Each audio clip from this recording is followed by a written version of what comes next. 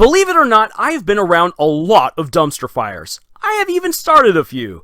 But every now and then you come across a dumpster fire where, despite the flames' best efforts, there is treasure in the depths of those greasy, belching fumes and rotting sludge.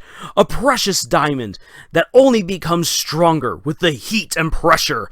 One of the biggest questions, however, is if that treasure at the bottom of the dumpster is really worth all the trouble fishing it out. Well, when it comes to the new anime Vermeil in Gold, my answer is a resounding yes.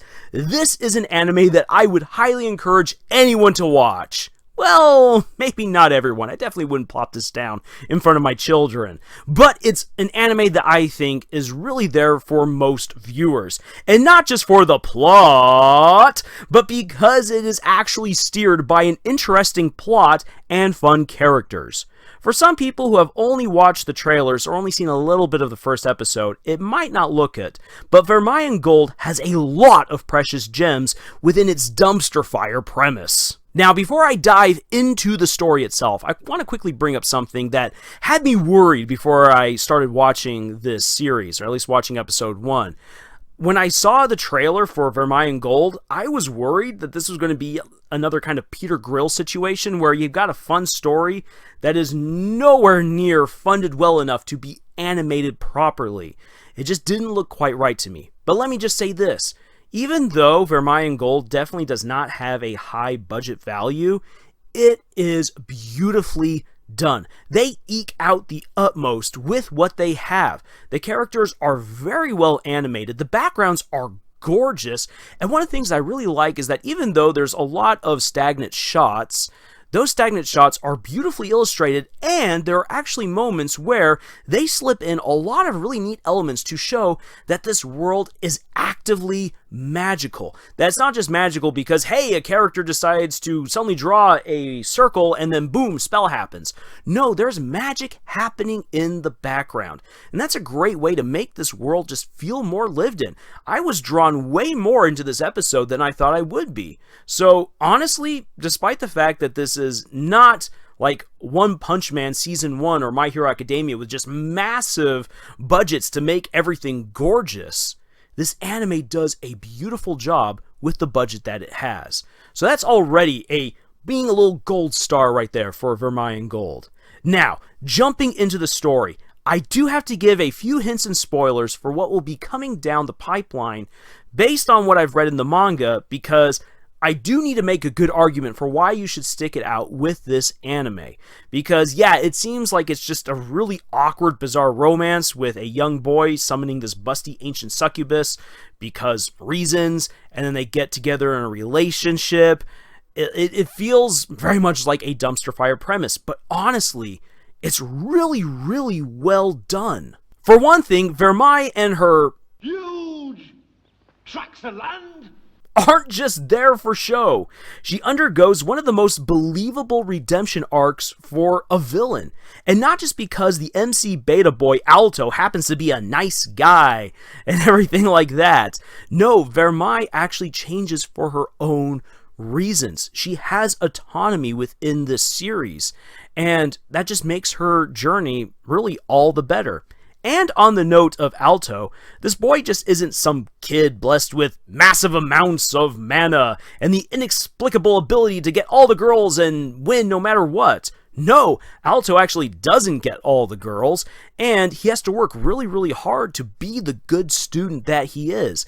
And even though Vermeil gives him a huge boost in his magical capabilities, as the show goes through its story, it will show very clearly that just having great strength alone doesn't always mean victory. Yeah, he definitely scores some early victories, but later on down, he's going to be delivered some really crushing defeats that then prompt great character progression for both him and Vermeil. And yes, as far as their forced relationship goes, well, I will admit it's very contrived that Alto just happens to be under the right demonic book in the library as it tumbles from the shelf, bashes him on the head. It's very contrived that Vermeil just happens to decide to become his familiar, even though she could kill him at any moment. She even says so.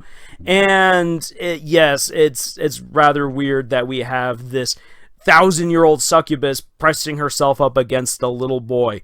Cougar much? And I get that there'll be a lot of people scoffing at how Alto just has this incredible density to him when it comes to any sort of sexual awareness. Well, like I said, it's a dumpster fire. But let me just say this right here. By the end of the story, at least where we're going to get to, if the anime follows the manga, a lot of these issues will be resolved, and actually resolved pretty well. Again, that is if the anime remains faithful to the events in the manga, because there actually is a pretty logical progression for both Alto and Vermeil to grow as individuals and to genuinely fall in love with each other. Just as with the series Please Don't Bully Me, Miss Nagatoro, Vermeil and Gold uses the attributes of an unhealthy relationship to highlight the healthy progression made by both characters. This, however, is normally a path for building up relationships that I wouldn't advocate for. It can very, very easily just fall apart and become an absolute mess.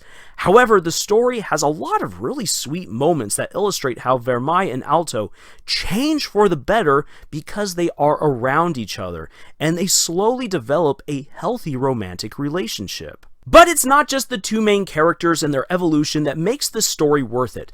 There is also an ever-evolving plot. A very strong underlying plot where villains hidden in plain sight are scheming for the destruction of the world. I actually brought this up in an earlier video about what makes good OP villains.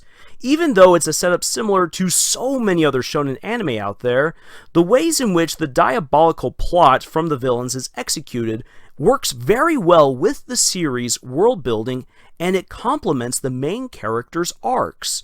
Normally, these kinds of generic setups where the villains want to destroy the world simply exist to break all the rules and empower the creator to do whatever they want within their story.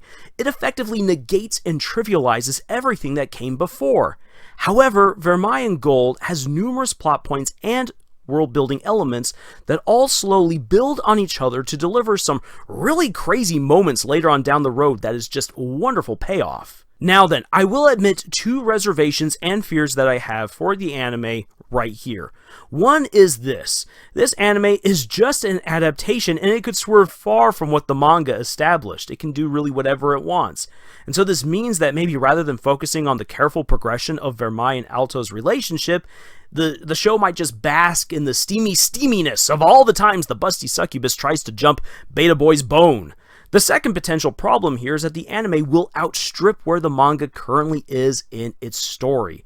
Because unless it slams the brake on its pacing, which would be an awful decision, it will easily catch up with the 14 chapters that are out as of the recording of this video.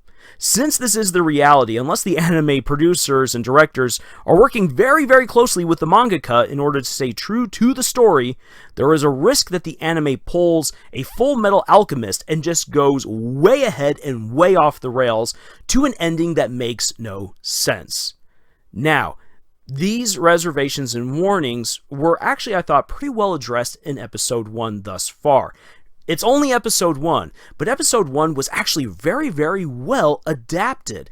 They built up on the scenes that were there in the manga, making things flow a little bit better, but they hit all of the beats, they had all of the lines, all of the great interactions, and it was really, really well done. Again, I was actually very surprised with how well episode 1 lands. But again, those are my reservations, those are my warnings going forward with this season. Because even though episode 1 was fantastic, definitely worth the watch, maybe the rest of the season won't go that way.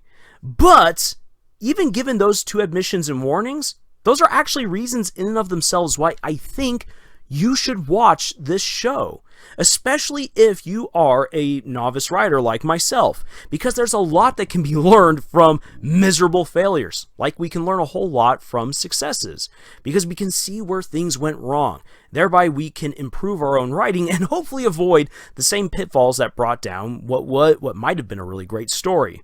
However, my hope is that Vermeil and Gold will end up being a phenomenal show all around. Episode 1 was really good. And again, you just have to watch it and enjoy that gorgeous ending. Oh my gosh, the end credits were phenomenal. So I hope that you will join me in this crazy Wattpad shaming side quest of watching Vermeil and Gold, because it's going to be awesome. And as we watch this greatest calamity unfold, If you're looking for more writing advice or story recommendations, please check out our other videos here on YouTube. You can also drop by our podcast, Camille's Harem, found on Podbean, iTunes, Google Play, Spotify, the works.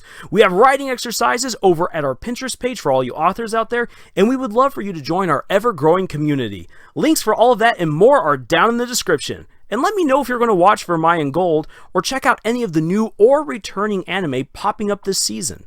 Thank you for joining us on this adventure that we call writing, and until the next video, y'all, watch out for books that fall on you from the library, and juice.